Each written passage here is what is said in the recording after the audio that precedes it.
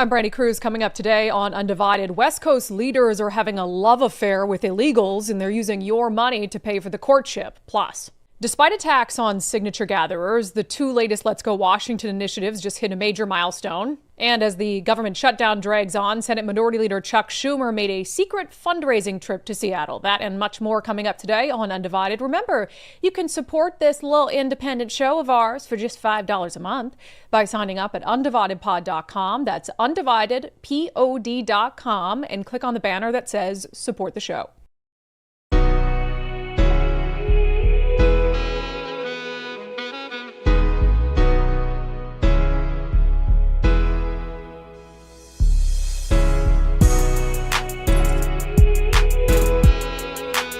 Hello, and welcome to Undivided. Thank you for being here. Thank you so much for your commitment to giving common sense a comeback. I've never seen anything so devoid of reality and common sense than what's happening on the West Coast right now. Our states, so Washington, Oregon, California, have a ton going on that they need to address. And they're also dealing with these massive budget deficits because they just cannot stop spending money on absolute nonsense. But despite all of that, despite the needs of their own constituents, they are quite literally obsessed with illegal aliens. There are stories out of each West Coast state today we're going to talk about where they're spending money they do not have to help people who are in their states illegally, I guess all in the name of virtue signaling and also pushing back against Orange Man bad. So I want to start in the state of Washington. This from the Washington State Standard. Washington Attorney General Nick Brown pushing a new law to protect workers from immigration raids. The proposal would require businesses to tell employees if ICE is coming to inspect company records in search of employees who are not legally able to work in the country, which is just obstruction of justice. It's just obstruction of justice. So he said this would protect against raids like one that happened earlier this year that got a ton of attention at a Bellingham roofing company. It says immigration officials had reportedly asked Mount Baker Roofing for I-9 documentation for its workers. Investigators said they found 56 employees who had given false information. They used this information to get a judge to sign off on a warrant to search the company's warehouse. In an early morning raid in April, federal agents arrested 37 people. They also talk about an incident in May when agents arrested 17 workers at Eagle Beverage and Accessories Products in Kent with the help of the Internal Revenue Service. Authorities attributed the arrest to employees presenting fraudulent work documents attesting to their immigration status. So what Nick Brown wants to do, and he introduced this officially on Labor Day, but he's talking about it now, is he wants to pass the Immigrant Worker Protection Act, okay? It says federal U.S. Immigrations and Customs Enforcement is increasingly using workplace raids as a tool to enforce federal immigration laws. Yeah, no shit. Every other president has also done that. Joe Biden also did that. Barack Obama also did that. Because in the United States, it's illegal to work here without documentation. So yes, sometimes, wow, ICE goes to work places where they suspect people are working illegally, and they carry out immigration enforcement, whether you call it a raid or something else. Presidents of both political parties have done it. He says these raids are extremely disruptive for employers, immigrant workers, and their families, and undermine community safety and harm our state's economy. First of all, yeah, I'm sure they are disruptive for people who are working here illegally and get caught, and I'm sure they're also disruptive for the employers who perhaps knowingly are allowing people to work here illegally, and they get caught. So yeah, I imagine that's quite disruptive for them. He says unannounced workplace raids are often preceded by an announced I-9 inspection, which is a records review by immigration officials to verify I-9 forms for all employees. Washington state should enact similar legislation requiring employers to provide notice to their employees when they receive notice of an I-9 inspection. So he wants to thwart lawful immigration efforts by giving illegals a heads up that ICE might be coming to their workplace to enforce the law. In what world is that not directly interfering with a lawful criminal investigation? It's the equivalent of if the Attorney General knew that a SWAT team had a warrant and was going to go arrest, a burglary suspect. And the AG picked up the phone and said, hey, FYI, the SWAT's coming to your house. It's absolutely interfering with a lawful law enforcement investigation. And it's not just that he wants to pass this law, he wants to spend money on it. $400,000 to carry out the law. And it'll be more than that. We don't have any money. We had a multi-billion-dollar budget deficit that they balanced on the backs of working class legal residents of Washington state with the largest tax increase in state history. And because Attorney General Nick Brown wants to virtue signal and push back against the Trump administration like his predecessor did, which vaulted him to the governor's office, he thinks, I'm going to do the same thing, and we're going to spend hundreds of thousands of dollars that we don't have interfering with immigration enforcement. That's all that this is. $500,000 to do it, and it'll obviously cost much more than that. So that's what's happening in Washington state. Absolutely unreal. I had to laugh at the last line of this, though. The legislation would give workers the opportunity to work with their employer to ensure their documentation is in order. Yeah, I'm sure that's what the notice is for. So they can work with their employer to ensure that when ICE comes, their documentation is in order, not so they have time to flee, which is, of course, what's going to happen. And then he says it also gives them time to speak to an attorney and make a plan with their family. Yeah, it's called I have to flee and go into hiding. FYI, if ICE comes to our door, don't tell them where I am. And this is the state's chief law enforcer.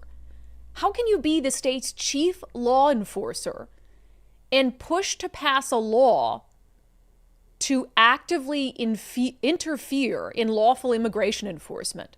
That should be enough to cost you your job. That should be enough to remove you from office. It's wild.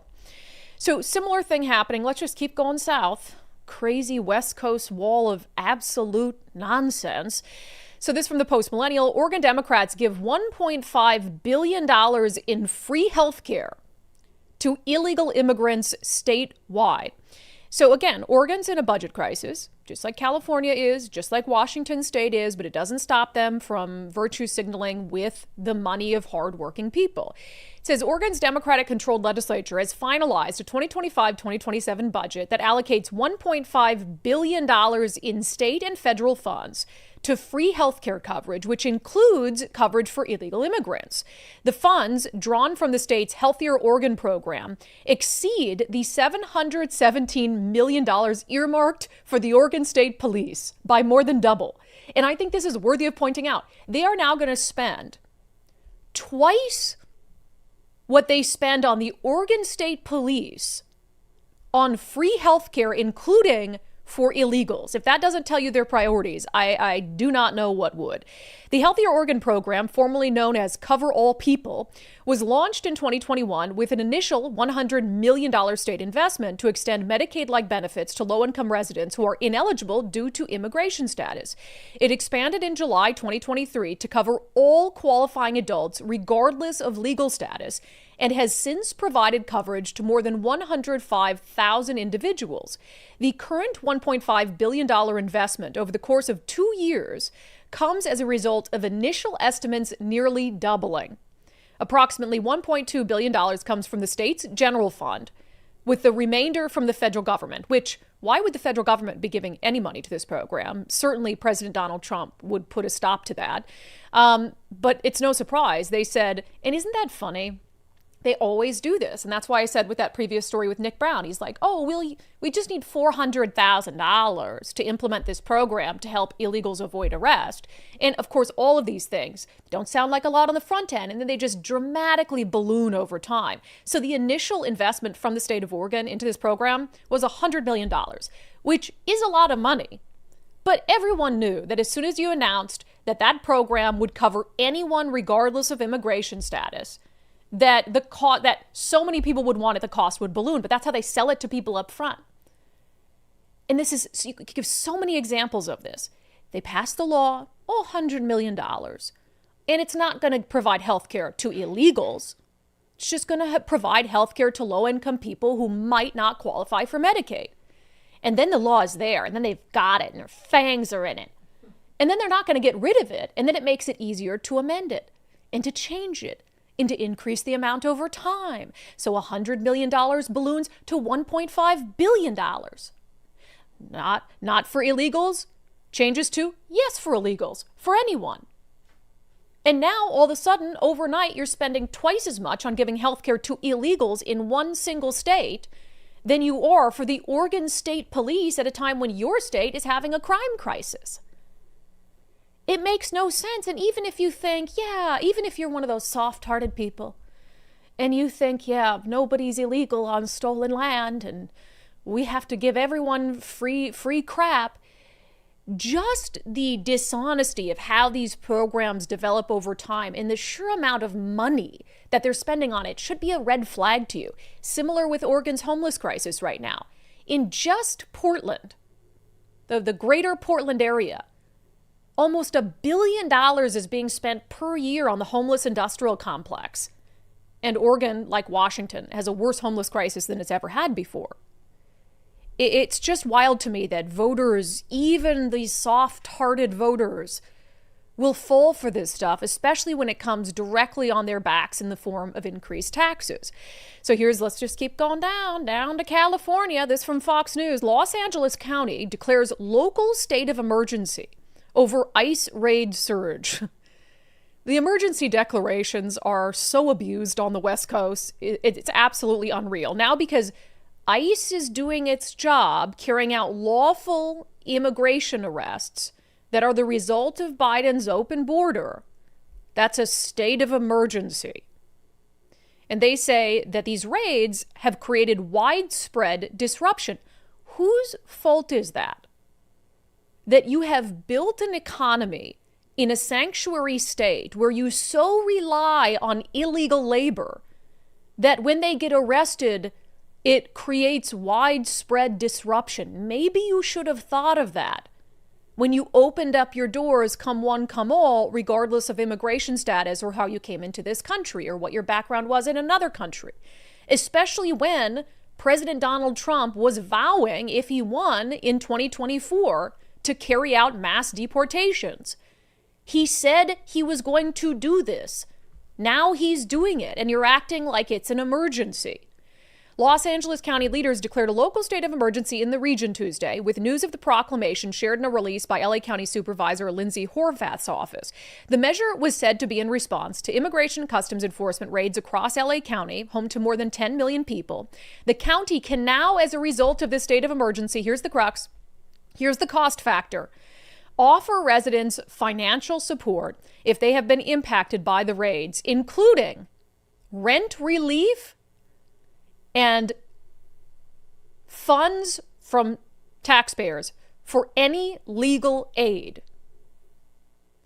Imagine you are in LA County, rents are high. It's hard for someone, a family with two incomes, to afford rent in LA County. So you could be doing everything right. You could be a citizen, a lawful citizen of California in the United States, working hard, two-income household, kids to feed, struggling to pay rent, and you still, in the eyes of the government, are beneath an illegal alien, a criminal illegal alien. And I've said it, and I really do believe it.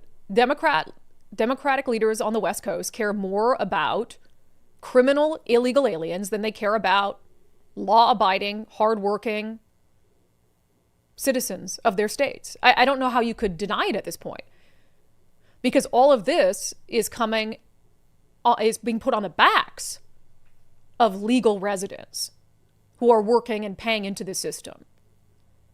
I don't know how anyone can spin that as fair and just.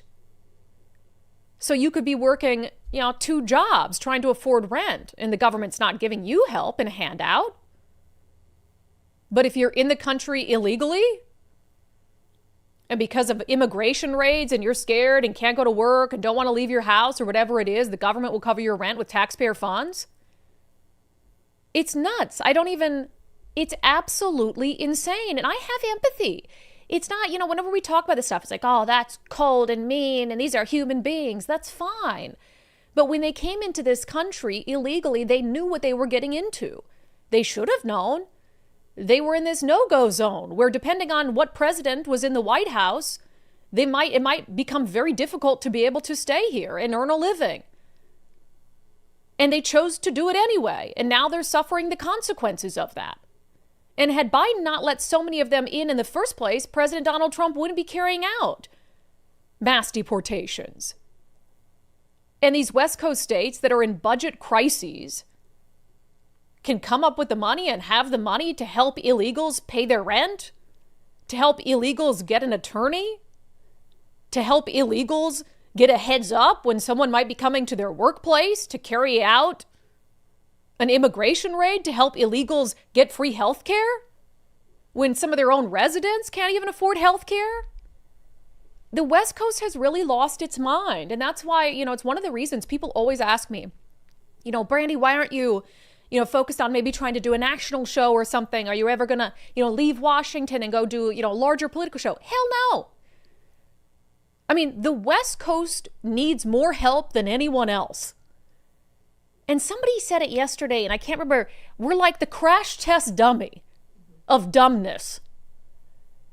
Where the rest of the country, if they just pay more attention to what's happening on the West Coast in places like Seattle and Portland and LA, they'll get a taste of things to come if they continue to allow this progressivism and this democratic socialism to creep its way east. And so the very best thing we can do for the country is to continue to raise awareness for the insane socialist light policies that have embedded themselves on the West Coast so that we can stop them here and that they don't spread any further. These people should be ashamed. And I think the most dangerous one of all of these, frankly, is Attorney General Nick Brown. Because I don't know how that's not illegal. To say we're going to pass a law and use taxpayer funds in the state of Washington to thwart immigration raids and give criminals a heads up that law enforcement is coming. It's really, frankly, disgusting stuff. All right, new milestone reached in the Let's Go Washington latest initiative effort. So, of course, Let's Go Washington has two initiatives that they're running in the state right now. One of them would protect girls' sports, so keep biological boys out of girls' sports. The other one would try to restore the parental bill of rights that Democrats dismantled and say, hey, schools can't keep secrets from parents. So overwhelmingly popular. And despite what has now been a full month of pretty steady harassment, threats, and attacks on signature gatherers for these initiatives, Let's Go Washington just released their latest numbers. A lot of you have asked me about this. They have now 200,000, roughly 200,000 signatures for each of the two initiatives. So they're more than halfway there. And they have through Christmas. So this is actually, they are going at a really good pace. And there is absolutely no way, if they can keep these numbers up, that I think probably by Thanksgiving, they'll have enough signatures to be able to qualify these to send them to the legislature. It said today, Let's Go Washington released their current count of signatures on both initiatives, and they are running ahead of schedule. The initiative to restore parental rights has amassed 183,000 signatures. The initiative to protect fairness in girls' sports has 199,000 signatures. And they also released a couple data sets because they analyzed the first 60,000 signatures so far. It says 3% of all signatures were from hard Democrats. 55% were from Democrats and independents, and 45% were from Republicans. So if you look, and they have a couple ways of analyzing these, but of course they have names, they can cross-reference it with other sort of voter information. And so to have 3% that are like vote blue no matter who sign on to these is great, but 55% being Democrats or independents and 45% being Republicans shows what we know. These are overwhelmingly popular policies. It really is. When people get to do something, that they don't have to declare on Facebook to the world, and they're asked, do you think boys should be in girls' sports? Overwhelmingly, they're going to say no. And one of the things that I'm most looking forward to about this, because we know Democrats will try to find whatever way they can to undermine these initiatives, but both of these are initiatives to the legislature, which, as you know by now, means the legislature has two options. They can pass them into law. They can maybe offer up an alternative, Or they can ignore it and it goes to voters. I don't think they want them to go to voters. But also, if they decide to take a vote on them, that puts every single member of the Washington state legislature on the record from now until the end of time on whether they think boys should compete against girls. And we need that. So we need, do any of them have the guts to say, no, I don't? Probably a couple. But I want every single member of the legislature on the record taking a position on this issue, because in a couple years, history will not be kind to the ones who say yes. So that is almost, to me, one of the best things that could come out of this, is getting all the Democrats on the record. But despite this progress in collecting signatures, and by the way, I get questions all the time, Brandi, where do I sign this? Where do I sign this? The easiest thing to do, honestly, is just go to letsgowa.com and they will send you packets if you want them. They'll send you one, they'll send you two if you feel like you want to take them out and get signatures from friends. So if you can't find, somebody that has a pop-up at a local grocery store or something, just go to letsgowa.com and request one, and they'll mail it right to you, and they make it super simple. But despite the progress that's been had, there continue to be attacks and harassment of signature gatherers. As you know, we've been covering this for weeks. This one is particularly troubling to me. So out in Purdy, Washington, on the Purdy Spit, if you're not familiar, it's like this road that goes along, water on both sides, and there's like park areas. So there was a group of people who were out yesterday, and they were doing a couple things. They were sign waving in honor of Charlie Kirk. Of course, I think Charlie Kirk, would have been his 32nd birthday yesterday. He was honored by the President of the United States. There was a group of people, they were out flying American flags and "We Are Charlie Kirk" flags, etc. And they also had signs up that said, "Sign the initiatives here." And they were collecting signatures for anyone who wanted to pull over and sign the initiatives. Well, I got a text mid-afternoon yesterday from one of the people who was there who said, "We just had a guy brandish a gun at us." And they ended up getting a picture of this individual who was on a red motorbike. And they said what happened. There's 4 witnesses to this, because this individual has been identified and he's now speaking out on social media saying he did no such thing. And I'll give you the details in a moment. But basically they said what happened is they are, along the roadway doing their sign waving, doing their signature gathering. And they say this guy stopped just feet from them and pulled up the back of his jacket to display his gun. And a woman said to him, "Why are you showing that to us?" And then he did it again. And they started to take a picture of him and he drove off. So that's what they said happened. There was already a Pierce County Sheriff's deputy who was there. They flagged them down, came over, and 4 witnesses gave statements to the Pierce County Sheriff's deputy about what happened and said this was very clearly intended to be a threat, and that he not once but twice lifted up his jacket to show them his firearm, that he was armed, before driving off as they proceeded to take a picture. Now, this individual, we have identified him by name. I can tell you who he either still is or once was an employee of the state of Washington. We believe he still is, and that he also served in the U.S. military.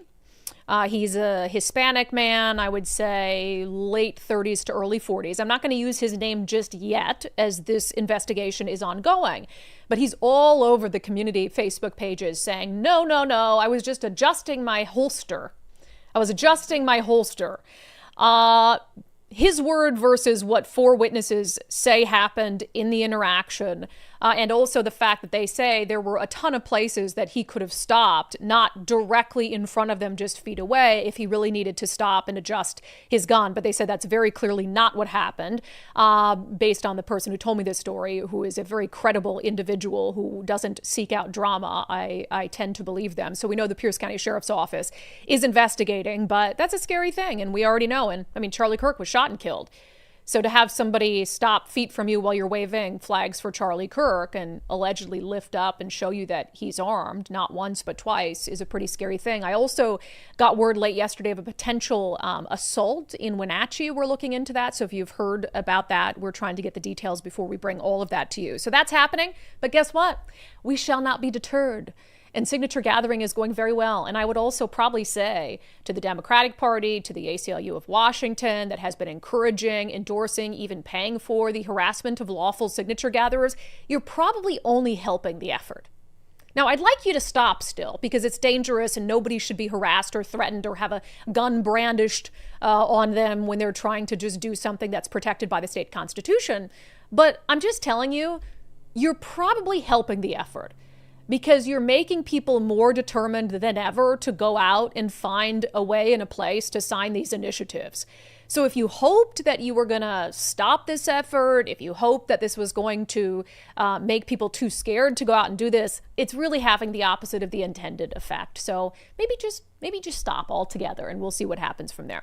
All right, coming up next, no one has mastered the art of failing up quite like former King County Executive Dow Constantine. He has yet another new job we'll discuss. First, let's see. The Rental Housing Association of Washington is having its fall conference, as you know, next week. Wow, that has come up.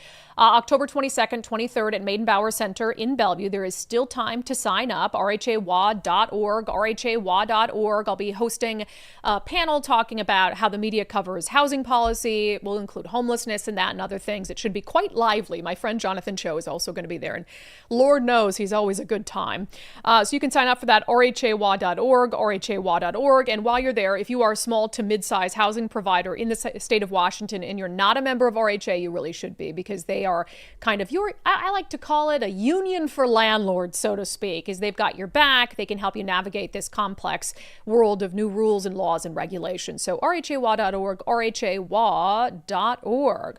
All right, King County Executive Dow Constantine, former King County Executive Dow Constantine, as you know, went and took like a $500,000 job as the head of Sound Transit, which at the time we said was failing up because he failed as the King County Executive.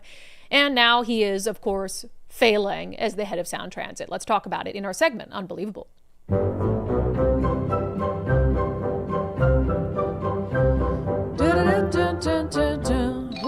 So Sound Transit, if you're not familiar, is probably the largest transportation boondoggle in the nation.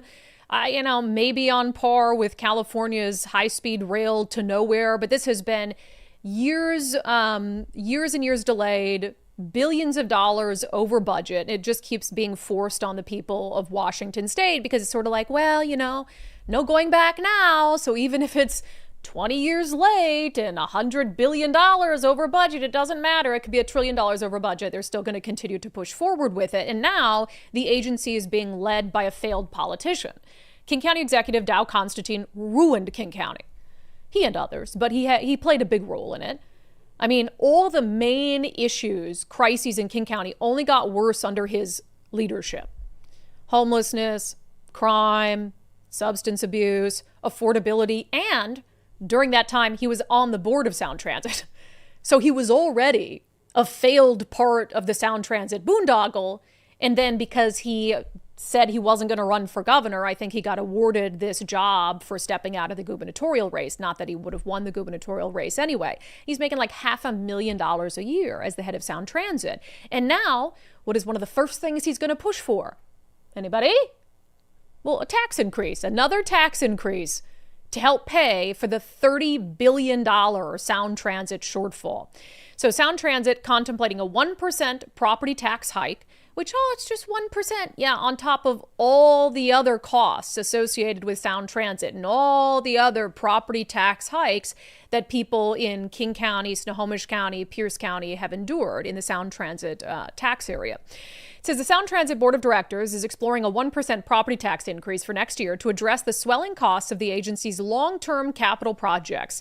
The 1% property tax increase would raise Sound Transit 2026 property tax revenue by 3.8% from $176 million to $183 million. This comes as the agency faces up to $30 billion in cost overruns for its capital projects, as previously reported by the Center Square. Sound Transit's proposed tax hike does not require a new vote. There's the kicker, because the authority for this annual increase was granted by voters in the 2016 Sound Transit 3 ballot measure. Great. So you kind of did this to yourselves, those of you who voted for it, and they have now the authority to raise your taxes for Sound Transit without even asking you again. It says while the annual increase is capped at 1% of the previous year's levy, the total tax revenue collected will be higher. This is because the total taxable value of properties in the district grows each year from new construction and improvements, which is allowed under state law. So according to Sound Transit, this increase is necessary to address the funding shortfall and keep delayed What? According to Sound Transit, this increase is necessary to address the funding shortfall and keep delayed light rail projects on schedule. How can you keep a delayed project on schedule? You mean on the new schedule? That's way delayed, and you really believe them when they say, if you just give us more money, we'll finally be on schedule? They've said that before when they asked for more money and didn't stay on schedule. It says, at a Sound Transit public hearing on Thursday, no one signed up to comment on the proposed tax increase. Maybe it's because they didn't know about it, but certainly citizens, that's one thing that you need to do, is not that they're going to listen to you, but speak out when given the opportunity against any more tax increases going to the failed Sound Transit program. But here's, I think, what really bothers me in light of all of this, and this is totally predictable. Got a failed politician, made everything worse, gets awarded for his political obedience with a $500,000 a year job as the CEO of Sound Transit.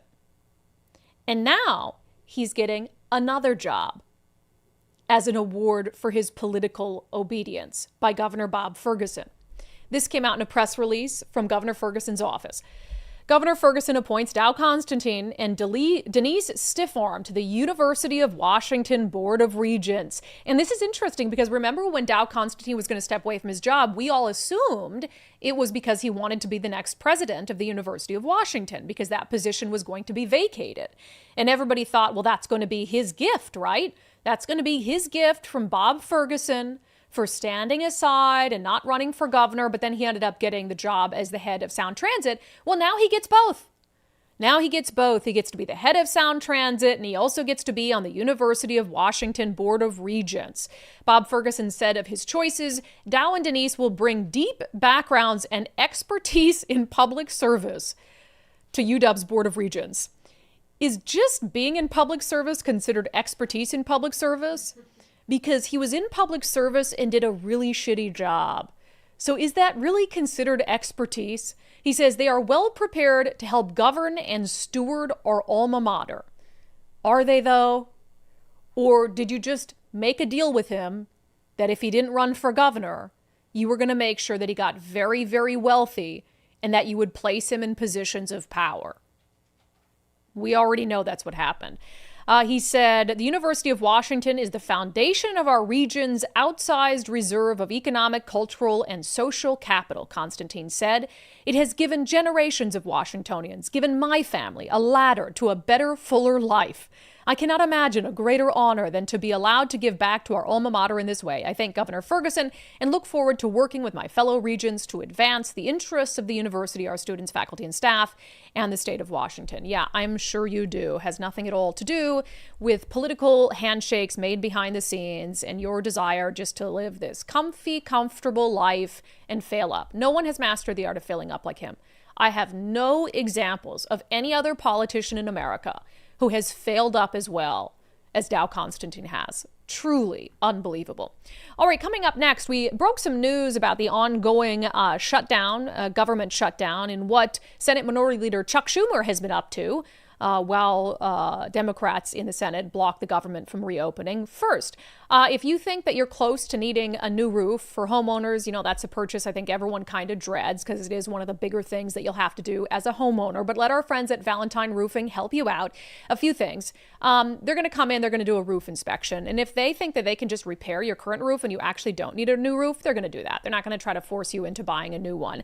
And if you do need a new one and maybe your roof is leaking now, they'll come in, they'll do a free leak stoppage so that there's no more damage or anything like that. And then they'll schedule time to come in and to replace your roof. And they even offer zero down financing for most projects, which is a big relief. So you can get the work done, pay over time. And if you don't need a new roof, Valentine does more than just roofing. New siding, gutters, attic insulation, exterior cleaning. You can expect the same great service, which means I no longer have to wait and beg my husband to pressure wash the outside of the house and our dirty garage door. I can call Valentine and schedule time for them to come and do that. Love you, husband, but sometimes you really just do put that off too long. 206 Roofing, 206 Roofing. Call for your free estimate and please tell them you heard about them on Undivided with me, Brandi Kruse. All right, so there's been this obviously there's the government shutdown, and Democrats blame Republicans and Republicans blame Democrats. Although even CNN and leftist media outlets have pointed out that Republicans have been willing to pass a clean, resolution to continue to fund the government, and Democrats won't do it. So it really is the Chuck Schumer shutdown. And you know that I'll call balls and strikes. It really is the Chuck Schumer shutdown. But that hasn't stopped, Senator Patty Murray of our state from carrying on social media about how Republicans don't want to reopen the government. I thought this was funny. She posted, and she's posted a lot of stuff like this. She said, a reporter asked me what my conversations have been like with Representative Dan Newhouse and Representative Michael Baumgartner. Those are the only two Republican members of our state's congressional delegation. She said those conversations have been non-existent because they've been on vacation. But if they were here, I'd say it's your constituents that are most at risk. You need to talk to Speaker Johnson about protecting health care. This is hilarious. Congressman Dan Newhouse responds to her and says, well, Senator Patty Murray, I am not, in fact, on vacation. I'm here in D.C. whenever you want to meet. And he's standing outside her office. So here she is, shit posting on X about how, Dan Newhouse is on vacation. And he's like, actually, I'm right outside your office right now. Do you want to talk about the government shutdown and how we can move forward? So all of that's happening. And I got a tip yesterday that Senate Democratic leader Chuck Schumer was in Seattle. So on Monday, I got a tip that he came here very quietly, very secretly to do a round of fundraising while Democrats are keeping the government closed.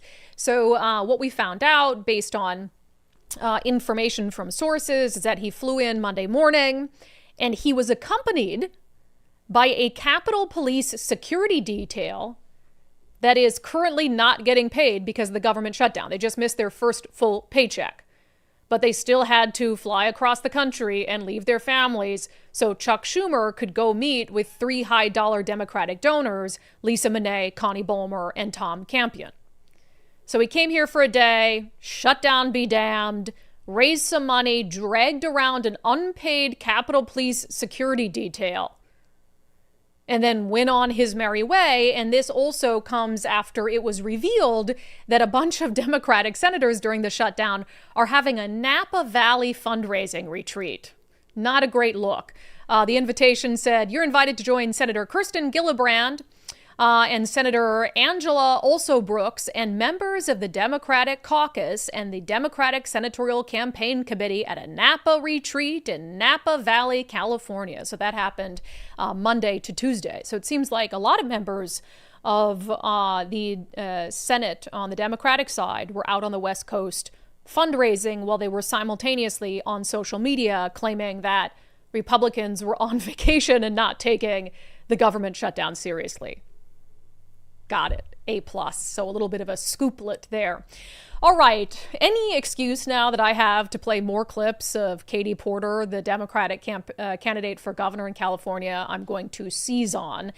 So we have an update on the Katie Porter saga. So, of course, these clips came out of her acting like an absolute lunatic a couple weeks ago. I don't want to keep doing this. I'm going to call it. Okay. Thank you. You're not going to do the interview with us? Nope, not like this. I'm not. Not with 7 follow-ups to every single question you ask. Every other candidate has answered. I don't care. Follow-ups. I don't care. And the state could lose. Get out of my fucking shot. Yeah. And there have been rumors about Katie Porter for a long time and how she treats her staffers, her temperament. I mean, her ex-husband in court filings said that she poured scalding mashed potatoes over his head. She's a lunatic, okay? Like, she's crazy. So anyway, she's been sort of silent, especially since that exchange came out between her and this local CBS reporter who she wanted to walk out of the interview on because how dare she ask follow-up questions as if that isn't a reporter's job. So she finally sits down to sort of address all of this with a reporter for the local Nexstar affiliate in California. And I gotta say, it didn't go any better. Should California voters feel confident that there aren't any more Katie Porter videos out there? Well, what I know is that I could have done better in those moments. I'm going to be focused on earning their votes and earning their trust. That's true in every election. I've only ever had tough elections. So I'm absolutely aware that I'm going to have to continue to show them. I'm going to have to answer every question. I'm glad I got to continue that interview and finish that interview and answer all her questions. And that's what I'm going to continue to do, to show Californians not only that I understand their problems, but that I have the will and the strength of character to actually get something done about them. But not just the CBS interview, the interview with the staffer. Can voters be confident that there won't be another one of those videos that's going to come to light? What I do know is that I could have done better in that situation. But that's not a no. So is there potentially another video that we're going to see? Nikki, I'm going to be honest with you. I know that video, and that video was several years ago, as you know, and I apologize to the staffer. That's super important to me, and will continue to try to hold myself to do better. That's what I can promise. But not that there's not going to be any more videos, because that's what people are wondering. Are we going to see something else like that? I can tell you what I've told you, which is that I am taking responsibility for this situation, and I'm also not going to back down from fighting back for California, from being tough. I don't think this is a moment where the same old is going to cut it. But that doesn't change the fact that what I did to that staffer was wrong. I've acknowledged it to her in that moment, and I'm acknowledging it now. I saw this hilarious response that said that reporter was one follow-up question away from getting scalding mashed potatoes dumped on her. I mean, she was getting dangerously close to apparently Katie Porter's limit, which is 7. You know, I'll keep doing this interview, but not if there's going to be 7 follow-up questions after every. And this is the thing, and this goes for, you know, Katie Porter in this situation, but also Abigail Spanberger in the gubernatorial debate in Virginia, where we played her being asked the same question over and over, whether she still supports Attorney General candidate Jay Jones despite his vile text messages, and she just kept doing. It was like the same playbook. It's like they had the same advisor telling them, just ignore the question and keep repeating the same thing, and maybe the reporter will go away. It's just the worst possible. It's such a political thing. Like, who behaves like that when they're talking to someone? Who acts like that? It's like they're robots. All you have to say is, and if you really don't know, I would argue most people can, like for me, I can remember times where I've lost my cool because I always regret it, right? And I'm not beyond that. I mean, Nicole knows I kicked a door over here once. There's still a scuff on it. Thankfully, there's no video of me kicking the door, but at least I didn't kick Nicole, right? I just kicked the door. But I can pinpoint moments in my career where I've lost my cool and felt bad about it. So if someone were to ask me, are there going to be more videos? I could probably know, oh gosh, is there videos of this, and say, but she really doesn't know, because I think she acts like that so often. And you know what? In that case, all you say is, look, I don't know. I can't tell you if there's a video going back a year, 5 years, 10 years that I'm not going to be proud of. If there is, I'll address it when it comes out. And then you move on. Because actually that's fair, right? That I don't know if you can be for sure what people have caught on video or recorded or whatever it is. I mean, it helps to just be a good person, right? Maybe not treat people like that on video or at all. But it would be a much less of a problem if you just were honest, relatable, and said, you know what? I wish I could say no, but honestly, I don't know. Clearly, I have some work to do on myself, but I'm dedicated to doing that. I'm staying in the race, and I want to pivot, and I want to talk about the reasons why I'm staying in this race and how I'd be good for California. Is that really so hard? It's really not that hard, and it might not be the answer everyone wants, but it's not going to turn into this embarrassing clip where you are refusing to answer a direct question 1 time, 2 times, 3 times, 4 times, 5 times. It's just, there's no authenticity in politicians these days where you can actually admit, you know, I made an error. It's really embarrassing. There's no way to spin it. So I'm going to take the lumps and I'm going to move on. I've learned from my mistakes, and I think I'm a better person now, and I hope there's no other videos. Or I'm going to go to therapy. Yeah. You know what? I'm going to therapy. To get better. It's really quite embarrassing. It is. But you know what? I'm glad that she's done this, because I don't think she's meant to run that state. So Go away. Somebody says free Nicole. I know. For the record, I didn't Now you've scared them. I didn't kick the door because I was mad at Nicole. I kicked the door because I was mad at a camera. Okay? Yes. I was mad at a camera. It was an equipment failure. It was an equipment failure. So Nicole is fine. Okay, I've never physically abused Nicole. I haven't got to that point yet. You know No, but it's really true. And I mean, I tell you guys about everything. I have this moment that's seared into my memory, and how honest do I be with people? Like I've definitely struggled. Like my dad had a mood disorder, and I think I got a little bit of that from him. Where sometimes I just have a hard time. I'm very quick to an emotion, so it can be quick to sadness. It can be quick to anger. And over the years, I started to recognize this, and I literally saw a therapist about it. And why am I so quick to, why can't I just suppress how I feel about something until I can calm down, And I have this moment from when I was at Fox TV, and I was just so rude in the moment to these two production employees we had at Fox, who I just adored, and I was just so frustrated in the moment. I was so rude to them. And I remember the next day just crying and apologizing to them because I felt so bad about it. And so these things happen, and politics is stressful and news is stressful. And you get these high stress environments and you don't always act like the person who you are or who you want to be. And that's just the truth. That's how we are as human beings. Who can't imagine one time where we have not treated someone in the way that we should have treated them? But it's different than Katie, who's abusive. Well, right. So that's the difference. It is the important thing is you recognize it, you take a step back, you apologize, and you try to correct the behavior moving forward. And when you're confronted about it, you don't try to dodge it. You just acknowledge it. And there's inability, I think, from politicians to just authentically acknowledge, like, yeah, I'm not perfect.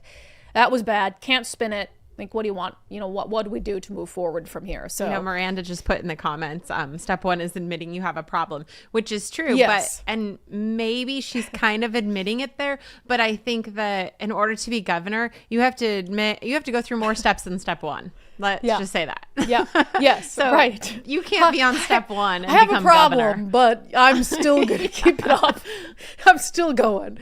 But yeah, I mean, it's just the reality of, like I always say, if I ever run for public office, I always think about, God, what would come out about me? I'm sure there's a million things. But most of it's the stuff that you're like, hey, if I run for public office, I've said it, so you're not exposing anything. Well, that's the thing is like, what have I not told you guys about my life on this show? I told you about when I got in trouble for shoplifting as a 6th grader because I stole some bright blue eyeshadow. Like, there really is nothing that they could dig up on me that I haven't already talked about myself. And it just is what it is.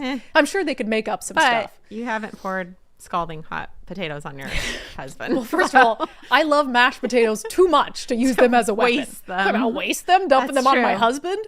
Never, never. All right, but speaking of morality and all of this stuff, this next story is, I think, one of the reasons I do this show and I do it in the way that we do it. It's also one of the reasons I just can never see myself belonging to a political party. When we really think about it, virtually all of us have some level of hypocrisy in our system where, we might judge people who we agree with a little less harshly sometimes than we would judge the other side for doing something similar. And the moral hypocrisy over this Politico story is almost more than I can bear. So Politico came out with a story, the headline, quote, "I love Hitler. Leaked messages expose a young Republican's racist chat." So it says thousands of private messages reveal young GOP leaders joking about gas chambers, slavery, and rape. So this is the leaders of Young Republican group. It was on Telegram chat. On this group chat, thousands of messages, they referred to black people as monkeys and, quote, the watermelon people, and mused about putting their political opponents in gas chambers. They talked about raping their enemies and driving them to suicide, and lauded Republicans who they believed support slavery. So in any sane environment, you can look at these messages and be like, absolutely inexcusable. And you can try to diminish them by saying, well, these are young Republicans and these are young people. And who among us hasn't sent messages about rape and sending people to the gas chamber? I mean, I haven't. And there are some messages in here that I don't think are a big deal that I can see as being, young men sort of talking amongst themselves. Like they're being criticized for using the R word, the R-tarted. but I'm not going to say the whole thing. But it's like, that's a word that when we were kids was pretty normal. And I think it's kind of making a comeback among the younger generation. So that doesn't really bother me. But all the other stuff like rape, violence, gas chambers, completely unacceptable. It's just completely unacceptable. But, you know, I think we can understand that. And one of the things that I'll say is a lot of Republicans took to social media to say, this is horrible. If any, in fact, one of the young Republican groups said anyone who is in these chats who has any sort of position of leadership within the young Republicans or the party should resign. Like, we just can't tolerate that. But then you sort of juxtapose it with how Democrats responded and still continue to not respond to the Jay Jones situation. And it's this moral hypocrisy, like Chris Murphy, congressman from Connecticut. He responded to this Politico story. This is some vile stuff. And these aren't teenagers. Many are Republican staffers. At least one works for Trump.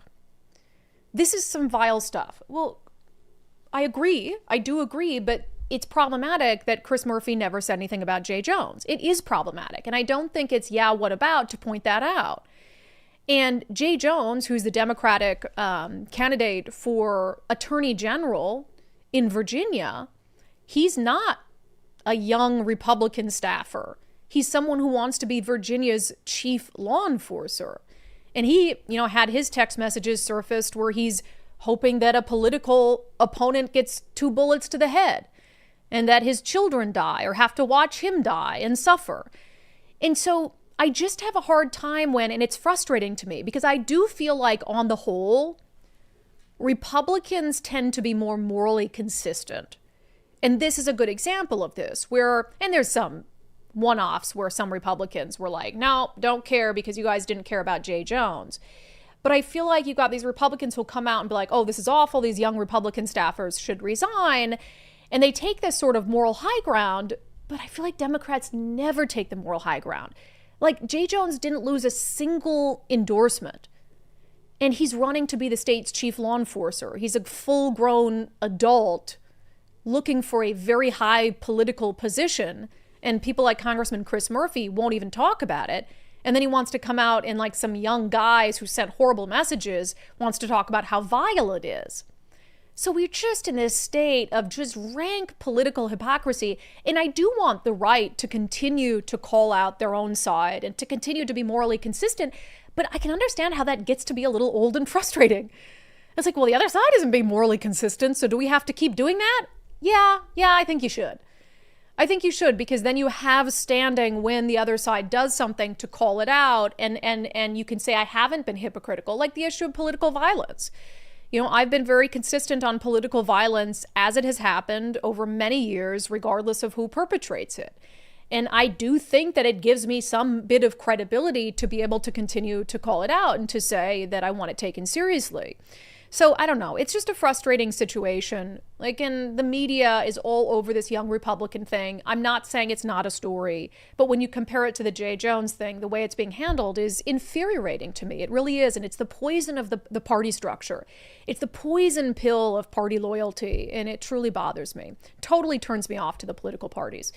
All right, we'll get to our daily subscriber show poll coming up. First, a lot happening in the global markets and also here nationally. The tariff threats still going on. Of course, what's happening in the Middle East. You might be wondering, oh my gosh, somebody just take me back to basics to help me understand what's happening with my retirement portfolio and maybe what is going to happen or what can I expect in the months ahead. Our friend Zach Abraham with Bulwark Capital is the guy to give you a second opinion. So just get in touch with them, knowyourriskpodcast.com, knowyourriskpodcast.com. Just say, hey, I'm worried about my retirement portfolio, or I want to get a second opinion, a better sense of sort of what's going on and making sure that I'm making the best possible decisions as I work toward retirement. And Zach can help you out. And he says, he has some people who come to him for a second opinion, and he actually tells them, look, your allocations are great. I think you're just in a wonderful position. I wouldn't change anything. And he'll turn them away.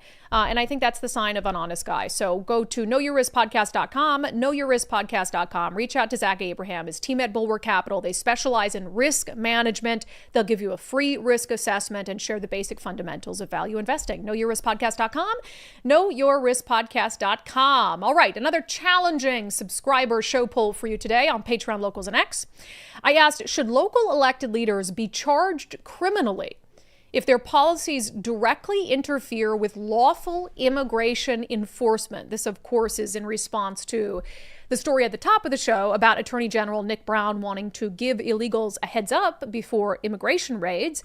Nicole. Well, probably not. I would say that it should go to the court, be expedited and squashed immediately if that's what it does. Yeah.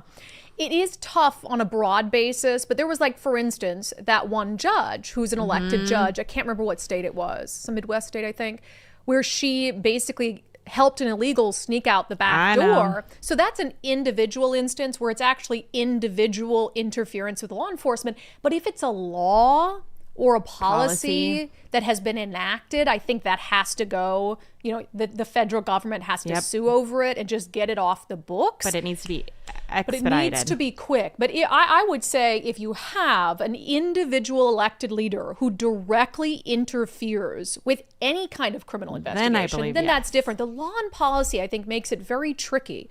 But our subscribers disagree. 96% saying local elected leaders should be subject to criminal charges if their policies directly interfere with federal immigration enforcement. Let's see, Joe Schmo, if something is illegal for me to do, why the hell should it be okay for a local leader to do it? Yeah, I tend to agree with that. I mean, even the sanctuary policies, they do directly interfere with the ability of the federal government to carry out federal law. That's problematic. I don't know how sanctuary policies are allowed to stand. Danielle, spelt with a Y. Wow, fancy. Absolutely. Politicians should be held to an even higher standard than us regular citizens. Federal law is still the law. Bookworm, imagine you were looking in on this from the outside with no background information. You'd be so confused. These people made laws, employed people to enforce them, then want to stop them? Yeah, it doesn't make any sense. Let's see. E, politicians are people just like everyone else. This constant interference at this point is crossing into treason and should be treated as such. These politicians should be in federal prison just like anyone else would be. 10 years ago, they would be. Well, and I feel like if President Donald Trump was after he left office, had interfered with some sort of Democratic policy, they would have tried to put him in prison for that, for sure. And they tried to put him in prison for everything else. Everything. Let's see. Matthew, if I break the law and am cut, I get charged. If a politician enacts a policy that breaks the law, why shouldn't they get charged? All these municipalities, counties, and states have legal departments that are taxpayer funded. They know damn well their actions are illegal. Start charging them federally and the nonsense stops. Which, by the way, we didn't talk about this on the show, but did you see that the law that was passed in the state of Washington that would basically make clergy mandatory reporters has been tossed out. No longer a thing. So that was a huge win, certainly for the Catholic Church and for people of faith. And I was torn on that because I'm like, gosh, if you knew about a crime, should you have to report that? But I understand the sanctity of the confessional, but that was a big win for the federal government that had pushed back hard against that. A couple more here on the daily subscriber show poll. Casey and Seebeck, our laws must be followed. If we break the law, we're going to be held accountable. And I think that seems to be a consistent theme. Well, what if I did that? Shada, though, says, I'm concerned we might run into the whole professional immunity clause that the Supreme Court just ruled on. I know that was very specific to federal, but maybe even to the presidency. But if they take that as precedent and apply it down the line, I don't want the wrong people to get bit later by the dog we let loose today. And that is always a good point. You always have to consider, how will this power be used in the hands of my worst enemy? And if you don't like the answer to that, then you've got to tread lightly. That's the reason I've taken the position I've taken on federal troop deployment. It needs to be very narrow in focus. It needs to focus on the protection of federal assets, not some sort of larger law enforcement capacity, because I don't want the next Democratic president to come here and send out the troops to make sure that a boy can compete against girls, or send out the troops to enforce some sort of... Does that sound too far off base to you? Send out the troops to make sure that you're wearing your mask, right? Or that you're hold you down while you get a vaccine in your arm. So I tread lightly, on the power that you give to any government entity, just because the person in charge of the government entity at that moment in time is someone you disagree with. That's really scary stuff. All right, we're going to get to comments coming up, and then in our closing sanity check, we just heard Kamala Harris's best line ever. And no, I still can't say her name. Kamala. Her best line ever. And that's saying something. First, our friend Wes Jones at sellwithwes.com is the guy to go to sell your home, but especially if you know that you're probably going to need a little help with your house before you list it, if you hope to get the most possible money out of it, which I think all of us do. So if you're like, man, I got a couple projects to tackle and I'm just putting it off, don't worry about it. You don't have to do anything. Let Wes do it. He loves that stuff. He's the son of a builder. He wants to come in, do a review of your house, let you know, and this is really important, what cosmetic upgrades are worth it and which ones are not worth it. Because not every cosmetic upgrade you're going to get your money back on. So he's only going to focus on the ones that you can get some value out of. And then a lot of the other stuff, staging is really important when it comes to getting more people in the door and more offers on the table. And he's been doing this for a long time. He has been in the real estate business in Washington State forever. There's a reason for that. He's very good at it. People love him. And he gets just incredible raves and reviews from undivided viewers and listeners. So sellwithwes.com, sellwithwes.com. It really just is a better way, less stressful way to sell your home. All right, comments from the live stream on West Coast leaders loving illegals. Love. That was a French kiss. You don't think that was sexy? That was West Coast leaders French kissing illegal aliens. Wow. Okay. Somebody's gonna gift that. I shouldn't have done it. I should have covered by now. Beware. It'll be Matt Gilbert. I'll get a gift from him in 5 minutes. Ollie Sasquatch sounds like he's advising people to commit a crime. Wow, what a great attorney general. Yeah, he's really become a disappointment. Mama Pillow, conspiring against the federal government sounds like sedition, maybe even treason. On Facebook, Dan Platt. Yes, we don't ignore you on Facebook. We know you're watching. Our AG shouldn't be obstructing lawful efforts to deport illegals or assisting federal enforcement agencies to be protected when executing their sworn duties. On Oregon spending more money on illegal healthcare than police, Aqua Blue Lounge says 100 houseless dead in the streets every month in Portland. But here Tina funds her illegals insurance instead. It really is. Well, actually, they're funding it all. They're $70,000 per person on the streets in Portland. They're spending $70,000 allegedly per person only for them to die in filth and squalor on the streets because they're not actually spending the money on them. They're spending the money on bureaucracy and waste and all these things. Let's see here. Cohen. This is giving aid to invaders. This is treason under the Constitution. The biker allegedly brandishing a gun on signature gatherers. Kitty B. Good says, as an ex-Democrat, I can safely say the only people that still call themselves Democrats are terrorists, communists, and cowards. All right. I don't know. I always get surprised, though, when I'm sitting and having a conversation with like a very sane person who's sort of, red-pilled a little bit, that they still identify as a Democrat. And I'm like, wait a second. All the things you're telling me that are bothering you are mainstream Democratic policies. And it's like they believe they have to choose one or the other. And that if they say they're not a Democrat, they're automatically a Republican. No, independence is so freeing. It's so wonderful. You don't feel beholden. I got this nasty text from this woman the other day. And I was like, basically about how, are you really a friend of Republicans, basically? Because you said this and blah, blah, blah. And I'm like, text? Like, somebody that has your phone number? Yes. And it was basically like challenging whether I really am a friend of Republicans because I said something about some Republican policy. I'm like, I don't owe you ideological purity. I've said a million times I'm not a Republican. And there's a reason for that. I don't agree with everything they do. And so, I don't owe you some sort of, and I basically told her, don't text me anymore. Like, don't use my personal cell phone to, attack my integrity. Get a life. That those numbers from Let's Go Washington are actually pretty hopeful because I think that soft Democrat independent number is probably a lot of independents. Yes. Because I do believe that people are identifying themselves like that more often. Yeah, because they're just over it. And I think that's a healthy thing. And then it really means that the parties have to earn your vote. They're not just sort of like assuming that you're just going to fill in a circle for them. And that's how you get people like Katie Porter. Katie Porter will probably be the next governor of California. I hate to say it. I really hope not. I think she's tanking. But I mean, but imagine that. Someone like her will get more votes than a Republican just because of that party affiliation. And that's just, it could be the most qualified Republican. The sheriff. I know, but maybe that's true. Through. All right. Walking in watercolors with Micah says, Brandi, could you find someone to make an honest, comprehensive history of the beginning ideas for the light rail? Who decided it was needed and why? Yeah, I could see if there's anything like that out there. Probably not a project I'm going to undertake right now, but you're right. Let's see. Yeah. Greg Olakis, you keep saying leadership. There isn't a single Democrat in Olympia that you can call a leader. On Katie Porter trying to salvage her reputation, Moon Goddess, a penny for Katie Porter's thoughts seems a little pricey.